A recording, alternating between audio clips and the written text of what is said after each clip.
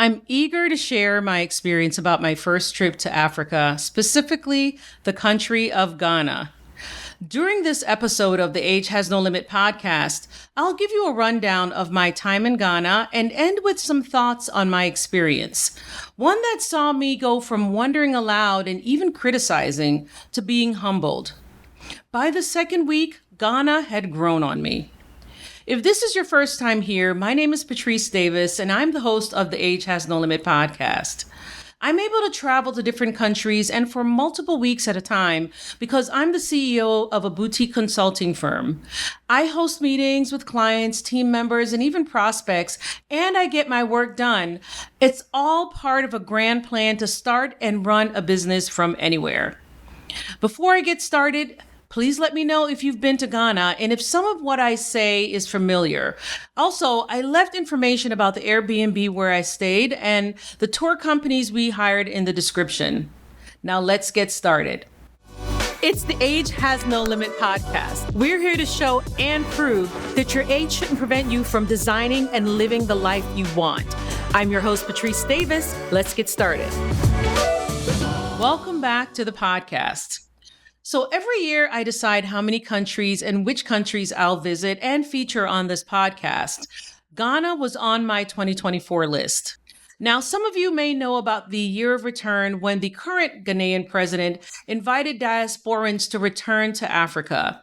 That year was 2019, 400 years after the arrival of the first enslaved Africans in Jamestown, Virginia. It was great marketing and provided a tourism boost for the country.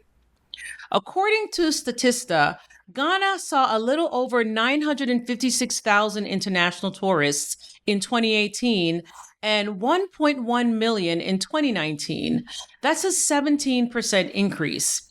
That number decreased significantly in 2020, as one would expect, to only 355,000, and we know why.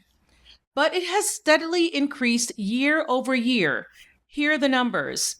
623,523 in 2021, 914,892 in 2022, and 1,148,002 people in 2023. So many of you are likely aware that Africans were brought from several other regions in Africa, not just the Gold Coast, as Ghana was called before it was colonized. So there are many African Americans and Caribbean Americans returning to a part of the continent that may not have been their ancestral home, but just being back on the continent is enough. Many are returning never to come back to the United States or from a Caribbean island for various reasons. Now on to my time in Ghana.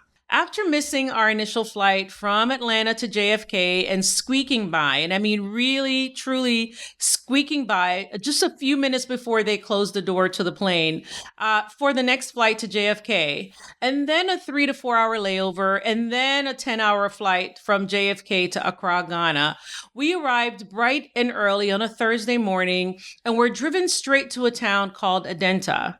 While there, I witnessed the sheer determination, grit, and success of a person who moved to Ghana and built a beautiful, customized 3 or 4 bedroom home from the ground up.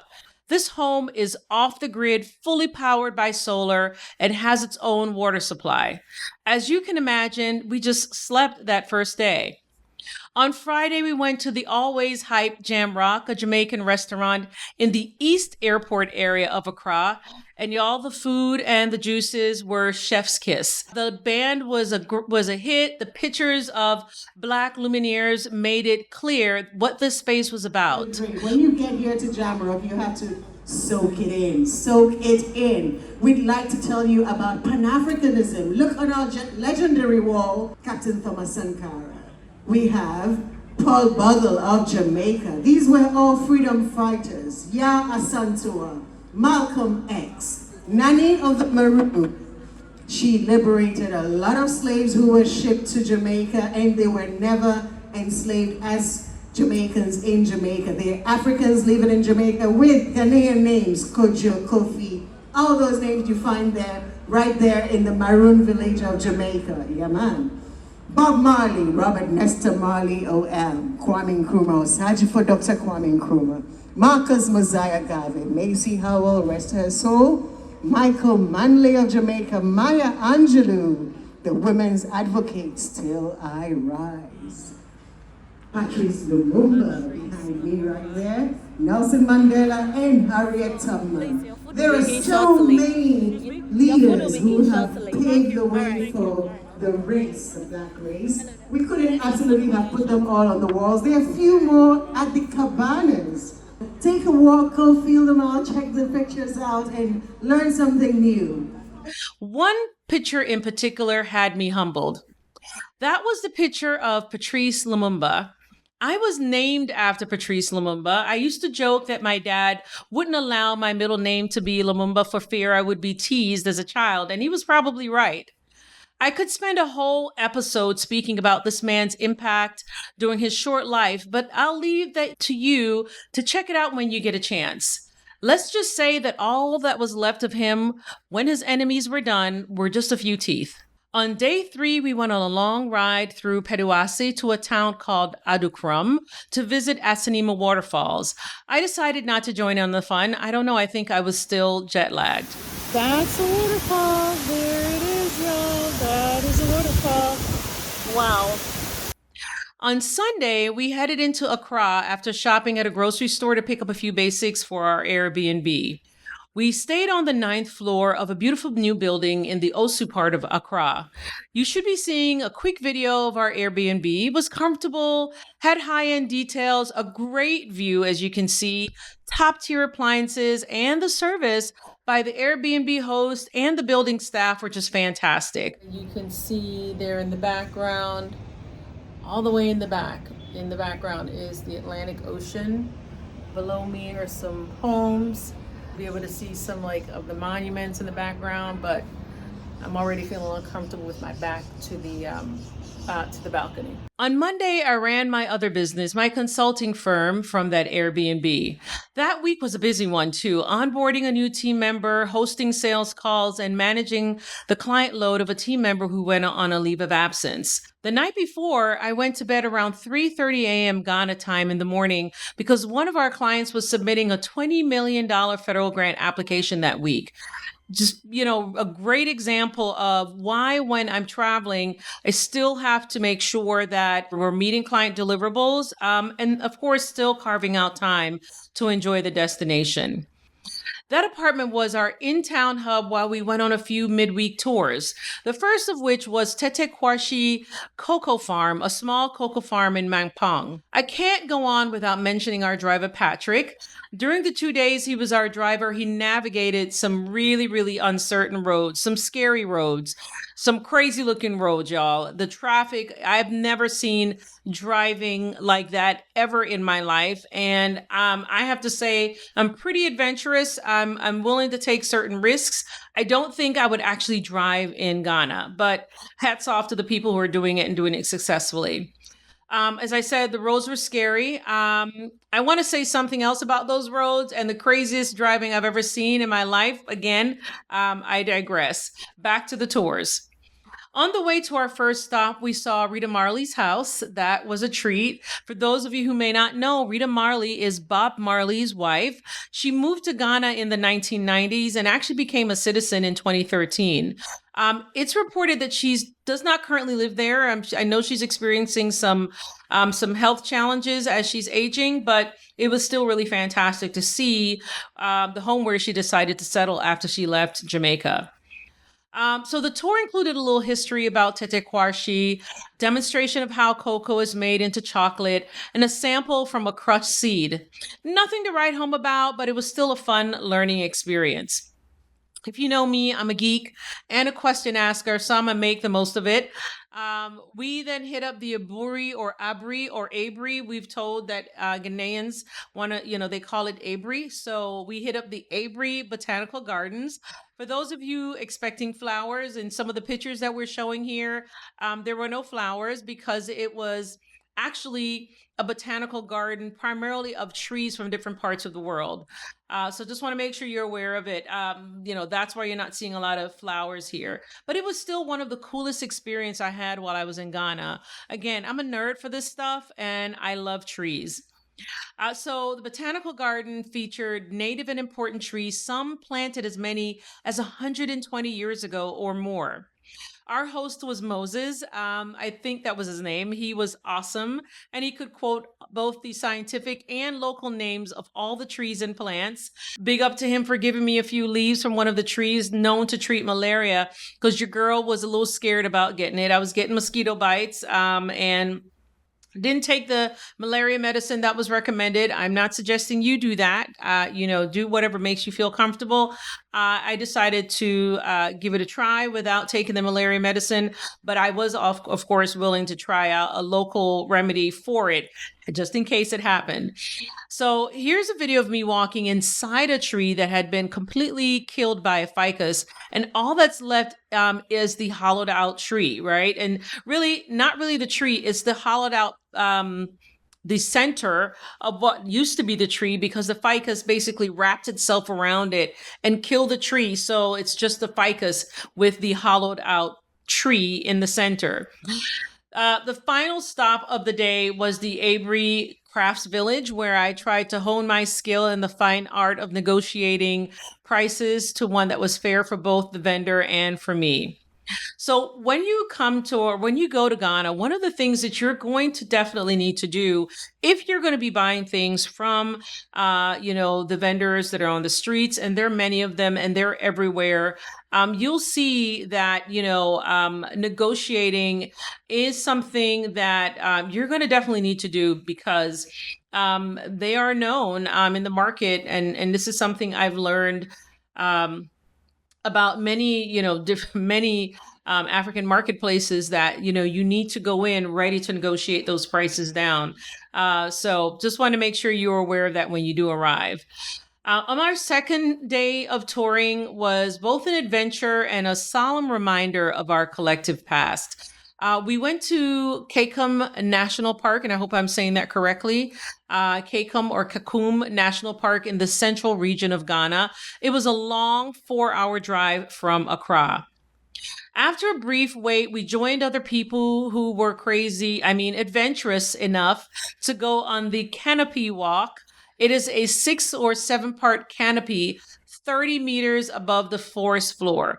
For y'all wondering what's that in feet, that's 98 feet above the forest floor, way, way up in the, quote, emergent layer of the forest. Again, I'm a geek for some of these details, so I'm going to throw some of these technical terms out, the ones that I learned while I was there, and of course wanted to make sure I verified them before I presented this on the podcast.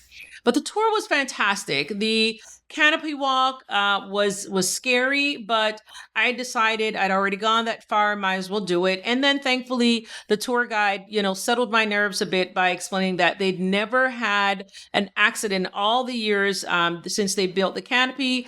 And of course, I wasn't trying to be the first one that they have. Walk continues. It's 5 at a time. Just want to show you how high up in the forest we are. We're at the very top layer of the forest. We just did. You gotta take down. Okay,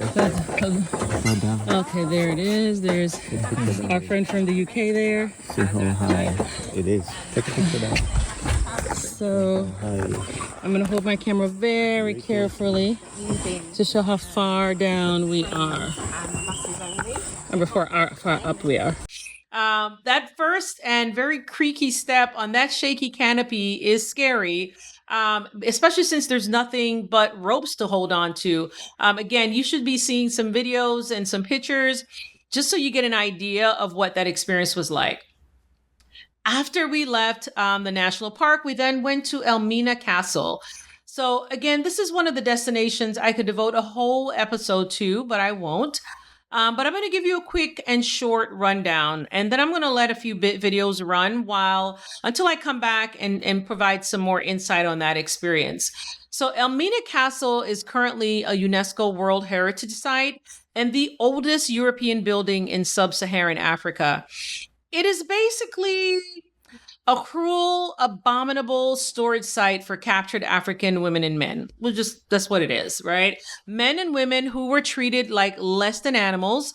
That's one of the things to understand about chattel slavery. The enslavers have to somehow convince themselves that the people they are capturing are worth less than a dog, because why else would they treat a dog better than a person? Right? So the building was built by the Portuguese. Y'all forget they were the first slave traders. And so the Portugal that many of us admire now was the first European country to begin the mid-Atlantic slave trade. And clearly they were, quote unquote, really good at it, because Brazil has the largest population of Black people outside of Africa. So they transported millions and millions of Africans, primarily from Angola and different parts of that part of Africa. So yes, so it was built by the Portuguese. Then that building was captured by the Dutch, and then the British. And if if I remember correctly, it was also captured by the Danes. Yes, the Danes. The year 1482, under the captainship of Don Diego de Azambuja, the Portuguese were the first to arrive on this land. They came with two reasons. One, they came to trade and also spread Christianity. Christianity. Yeah. They introduced a system of trade we call barter, where goods were exchanged for goods. Yeah. They brought European goods such as diamond, powder, mirror, tobacco, cheap fabrics, bracelets in exchange of gold and salt. Gold and salt. Before the arrival of the Portuguese, the original name of this land was called Anu Ansa, which means inexhaustible water. Mm-hmm. They named this place Elmina or Lamina, which means the mine, because of the abundance of gold they discovered. Now they had another name called Eldia, which means village in their language. Because the locals couldn't pronounce the Portuguese words, Lamina was corrupted to today Elmina. And Eldia was corrupted to today Edina. So Elmina and Edina are all wrongly Portuguese words. Now the zeal for more gold motivated the Portuguese to negotiate with the then king, Nana Kwame Hassan the first, for a piece of land to build a fort whereby they can protect their trade, their traders, and also have room for their missionaries. In the early 16th centuries, the Portuguese attention shifted from gold trade to human trade. In the West, early 1600s. Yeah. It all started when the Spaniards got to the New World. On careful examination, they realized the land was fertile for cultivation. Sugar, tobacco, cotton were cultivated. Initially, they were using the Native Americans, that's the Red Indians or the Aborigines, to work on their plantation. But because they were not physically strong, and due to the outbreak of European diseases, they were dying. So they were running out of population. So they needed alternatives. Many suggested they go in for blacks. There is this Catholic priest known as Bartholomew de las Casas. Yes. He suggested to the Spanish they go in for Africans. Yeah. Why? Because Africans were working under similar climatic conditions. And they are much stronger than Native Americans. So 1512, 50 Africans were moved from Spain to Hispaniola, today Haiti. Yes. The first. I didn't know that. They tested them on their plantation, and true to the Las Cascas, they proved physically strong. They realized Africans were good candidates for their plantation work. From there, the demand for human trade began. Now, in years, slaves were captured all over West African coast, some from Nigeria, Benin, Senegal, Mali, Togo, Burkina Faso, Cameroon, Niger, Ivory Coast, Gold Coast, present-day Ghana. In the olden days, wrongdoers were sold into slavery. Debtors were brought in as slaves. Now we have what we call intertribal wars. If tribe A is able to defeat tribe B were captured, brought into slavery. At some point, a whole community, a whole family could be raided, brought into slavery. Slaves were captured. So that's the female courtyard. The rooms down there were occupied by female captives. Now, in all, 1,000 slaves were brought to this castle at a time. 400 women, 600 men. So the 400 were shared among the rooms down there. The Europeans were coming here with their wives. So these enslaved Africans were sexually abused. The governor, because of his position, stands up there, the governor's balcony, order the soldiers to open the doors for the slaves. Yeah. They gather here, he stands up there, choose his choice.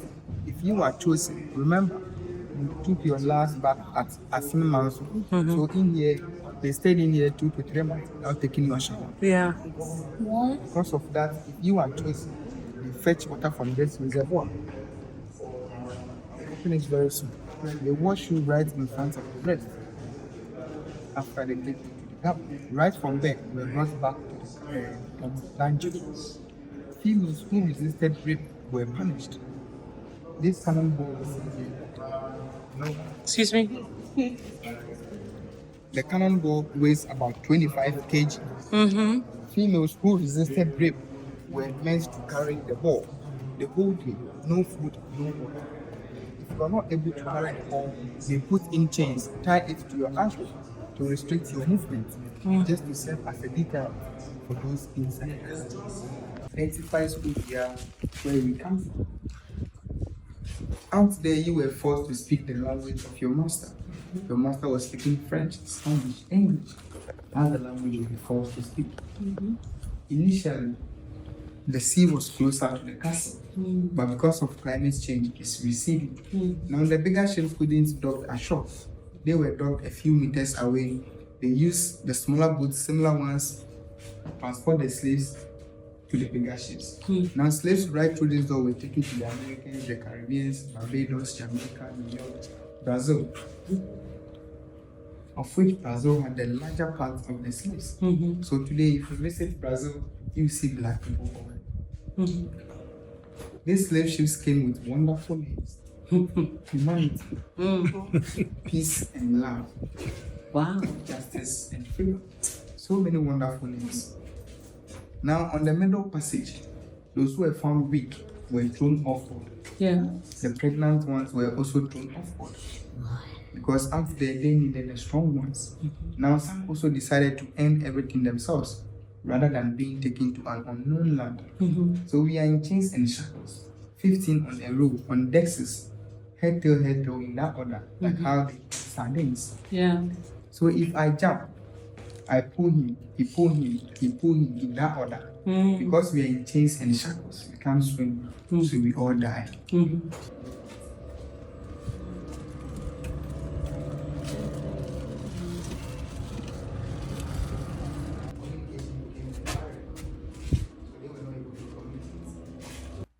It was humbling and sad, made even sadder by the fact that Ghanaian children are not taught about this part of their history. It's glossed over in their history books. I repeat, Ghanaian children in Ghana schools are not taught that millions of Africans, some of whom were Ga, Akan, and other peoples from the Gold Coast, were taken to far-off lands and were made into slaves in those lands. As I was preparing for this episode, I found several academic papers about how the British developed Ghana's education system. What I don't know is how much the curricula, specifically their history curriculum, has been updated. According to the host, my host at Elmina Castle, again, that part of the history is almost erased from Ghana curricula. What I also learned is that there isn't one book that is required reading on Kwame Nkrumah. That's right. The father of Pan-Africanism and Ghana's first prime minister and its first president also isn't required reading. In fact, I learned from our driver that the history of Nkrumah is highly skewed in Ghana history curricula, and he only learned how great this man was and about all the institutions and infrastructure the man authorized and funded to be built as a tour guide for tourists. So I'm going to let that sit for a minute, that this, a lot of the things that many of us as Caribbean Americans and African Americans go to Ghana to learn is not being taught in the country where these things happened.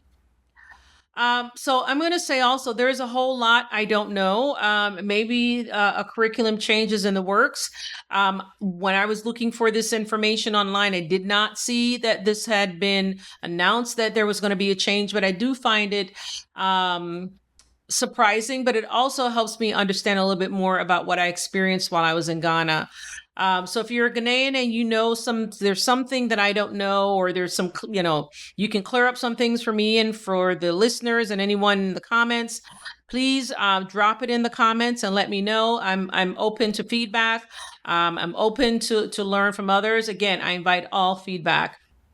So one of the things to point out again is that I was really running my business while I was in Ghana. By Thursday of that week, I was back to operating as the CEO of Grants Works, and even fit in time to record another episode of the Age Has No Limit podcast. Friday, it was much of the same.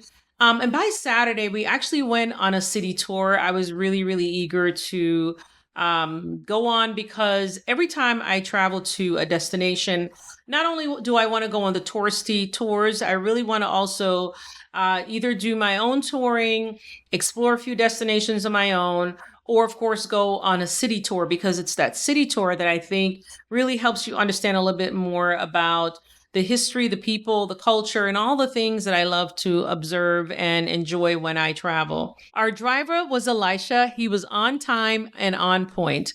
Our tour started at the W.E.B. Du Bois Center, and it was an awesome experience.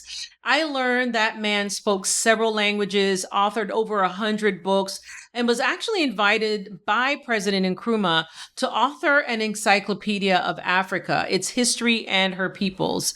He moved to Accra at 93 years old with his second wife, and she was a straight up boss in her own right. In fact, I was humbled by what I didn't know about Du Bois and his wife, about how close Ghana was to China in the 60s, about how his wife invited Malcolm X to Ghana, about the fact that Du Bois was biracial. I know some, some people that's very clear. For some reason, I didn't, it just didn't occur to me. But, I'll chalk it up to the black and white photos that I've always seen. So here's a little video I recorded at the Du Bois Center. That what you're looking at was Du Bois' home while he was here in Ghana. He actually moved here when he was 93 years old, at sometime in the 60s. And then he was able to accomplish some of the things that Dr. Nkrumah asked him, that Dr. Nkrumah asked him to accomplish. But unfortunately, he died just 2 years after he arrived. In the background are some amazing trees. They're all over Ghana. They're very interesting. I don't remember the name of the trees, but I've been told that they definitely have some medicinal qualities and can address, can be used for a lot of ailments. But just wanted to give you a quick scan of the Du Bois, W.E.B. Du Bois Museum. I learned a lot about how many times he'd actually gone to China, the gifts he's received from the Chinese government and from a top Chinese poet. And I actually learned about his wife going to China as well after he passed, and after there was a coup in Ghana. So a lot of history. I also learned about, I think her name was Laura Kofi, Coffey. She was born in Accra, but apparently she was trying to organize the move of a lot of Black Americans, diasporans, to Ghana. But before she was able to get that work done, she was assassinated in Miami, Florida. So again, her name is Laura Kofi, Coffey. A lot of history, y'all, that we are not aware of. I wasn't aware of. I've never heard of her before. So there was someone trying to coordinate a diasporan movement. So come by. You will enjoy it. You'll learn a lot. So I just finished the tour of the W.E.B. Du Bois Memorial Center here in Accra, Ghana. And I have to say that I was so ignorant and uninformed or underinformed about Dr. Du Bois. I knew about his books. I knew about his conflict, if you want to call it that, with Marcus Garvey.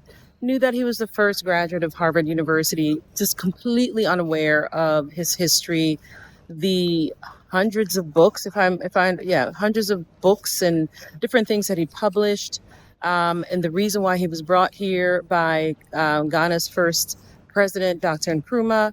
Just a lot of things that I was just completely unaware of, and I'm so glad that they have this Center for Pan-African Culture There's a lot I could have shared on video, but I really would love for those of you, when you make it to Ghana, to prioritize coming to this center. From what I understand, there are designs in place to actually completely renovate this property. It's going to be on the same area. This was his home that was donated to him by Dr. Kwame Nkrumah. I learned about his first wife, and then I learned about just the amazing contributions of his second wife as well. So, who was an academic and a musician, also an author. I believe she was, one of the cultural ministers here in Ghana, if I'm not mistaken. So, she also contributed significantly. So just wanted to make sure that you all stop by to the W.E.B. Du Bois Memorial Center when you come. Next stop, the Kwame Nkrumah Memorial Park.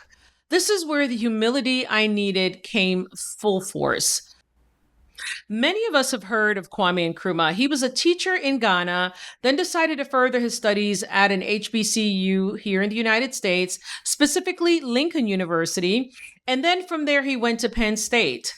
His history takes a few turns, but he was eventually imprisoned in Ghana for his political advocacy, and through some interesting turns of events, he became Ghana's first prime minister and then its first president. Nkrumah was a Pan-Africanist. Actually, he was the father of Pan-Africanism. And he and Haile Selassie of Ethiopia had a vision for Africa that others outside of Africa did not want.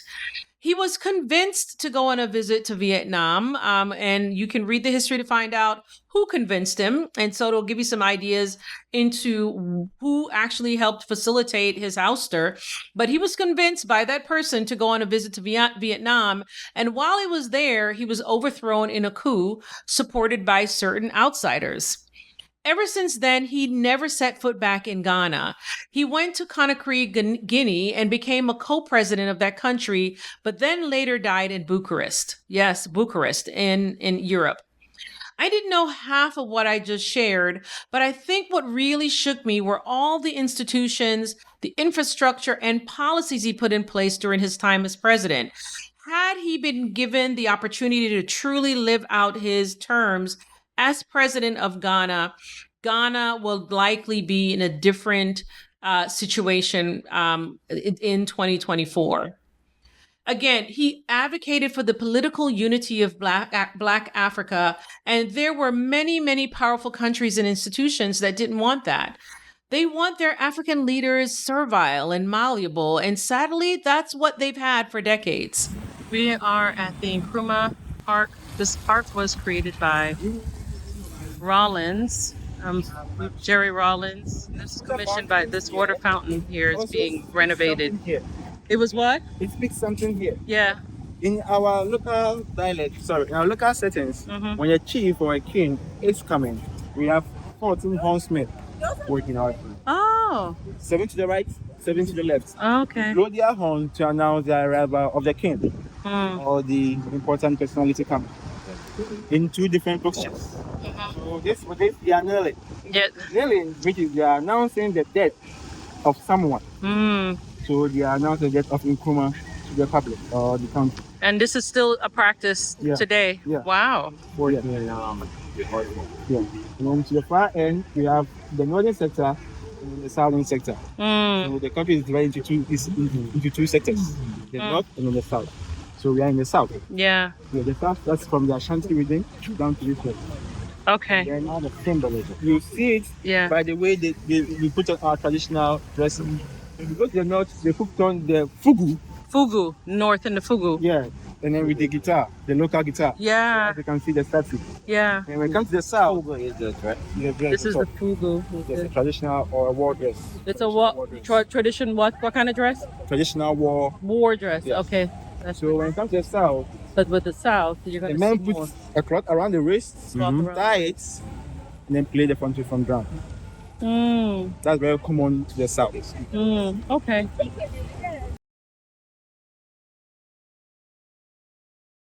Beautiful peacock on the grounds of the Kwame Nkrumah Music Cultural Center and Museum.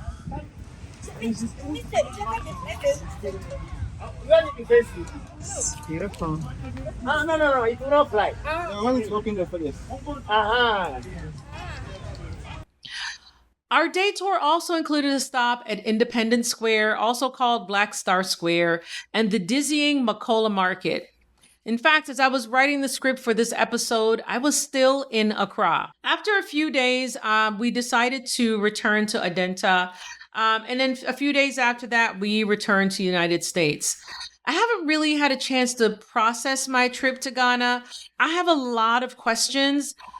While we were there, my partner and I found ourselves Googling the presidents of Ghana, trying to learn about Ghana's approach to community planning, at least for me. He wasn't doing this, but because I'm very interested in urban planning and community planning and, just some of those things that we sometimes take for granted, like sidewalks and, community parks and some of those things. I'm very interested in a country's approach to that. But as I said, while we were there, we were Googling a lot of things to try to learn as much as we could about Ghana's history and some of its current challenges. Again, I was trying to learn about community planning. And then, of course, some of the things that I looked into were the various loans that the country has taken from the International Monetary Fund. In fact, they just took out their 17th loan from the IMF. For those of you who know anything about loans from the IMF to countries around the world, primarily developing countries, and what that really looks like on the ground, and some of the stringent things that are put in place that can really sometimes handcuff a government's ability to build schools and some of the institutions that it actually needs to build, you'll understand why there may be people who may be looking at that or thinking that may not have been the right move. But again, I have a lot to learn. If you're Ghanaian or if you're not Ghanaian and you have some things that you can teach me, again, I'm open to feedback. But there were some things that I experienced in Ghana that made me realize and learn and actually see for myself some of the challenges that I've heard about, some of the challenges you hear other people on YouTube speaking about. But again, it's the history and the interference from outsiders that made me realize just how complex this challenge really is.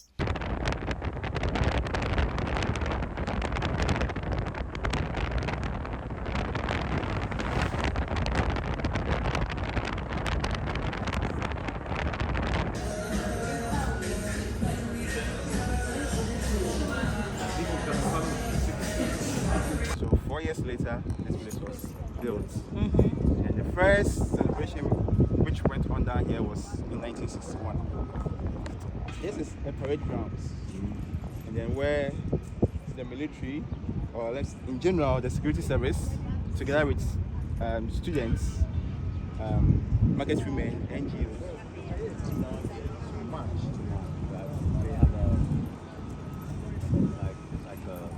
training ground, or it's a parade ground. Parade ground. Yeah.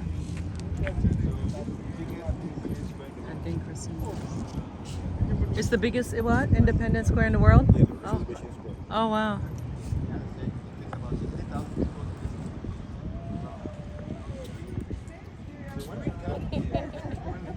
Next time you all are in Ghana, or the first time you're in Ghana, make sure to stop by to learn about picture this Joey with these beautiful frames with different Ankara. All right. Alrighty, and you can find more about him at on Instagram at Picture This Joey. I like it, and this is Joey. But overall, it was an excellent trip. I enjoyed so much. I learned a lot. And I'm looking forward to going back to Africa. I don't think the next trip will be to Ghana. It will be to another country. And of course, I'll share that when it happens. It's on my 2025 list. I did want to take this opportunity to share about my experience in Ghana. I plan on going back to Africa. The next destination won't be Ghana. It will be another African country. And of course, I'll let you know what that is after I've gone. And I plan on bringing it and sharing it with you here on the Age Has No Limit podcast. If you have any thoughts about some of the things that I've shared, maybe my interpretation of something is incorrect, maybe there's some important history I need to understand, some kind of context that is not clear to me, please feel free to drop it in the chat. If you're from Ghana and, you want to just shed some light on some of the things that I've shared, maybe even just to correct the way that I pronounce some of the names of the towns that I visited, please feel free to do that as well. So my trip to Ghana was a part of my goal to have a life without limits, right? And that's, again, the reason why I started the Age Has No Limit podcast. This is just one example of some of the things that I plan on doing and sharing with you all for the podcast. So if you like content like this, if you want me to continue sharing my travel experiences, please drop them in the comments. That's exactly what I plan on doing. But maybe, you want less of commentary. And I certainly have a lot of thoughts and opinions about things, and just more featuring some of the places to do, places to visit and things to do. But again, open to your thoughts. Thanks again for listening to the Age Has No Limit podcast. I'm hoping that my documentary experience of my trip to Accra was enlightening. And again, it is yet another example of what I'm trying to show here. And that is that indeed, age has no limit.